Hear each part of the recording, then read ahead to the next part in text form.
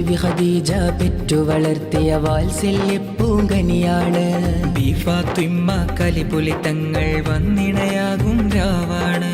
ബീവി ഖദീജ പെറ്റു വളർത്തിയ വാത്സല്യ പൂങ്കനിയാണ്. ഫാത്തിമ കലിപുലി തങ്ങൾ വന്നിണയാകും രാവാണ്. ത്വാഹ റസൂലും ലാളിച്ച് പോറ്റിയൊരരുമക്കനിയാണ്. ത്വാഹ റസൂലും ലാളിച്ച് പോറ്റിയൊരരുമക്കനിയാണ്.